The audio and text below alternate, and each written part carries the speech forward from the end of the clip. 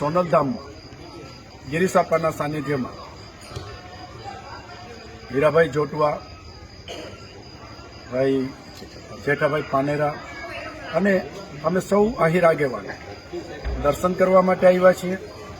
આહિર સમાજ અને ગઢવી સમાજના જે પૌરાણિક સંબંધો છે, આદિકાળથી એક મામા ભાણેજના જે સંબંધો છે, સમાજની કોઈ એક વ્યક્તિ કોઈ પણ એક શબ્દ બોલે અને એના હિસાબે થઈને બંને સમાજ વચ્ચે ક્યાંક મન દુખો થાય, એ મન દુખો ન થાય.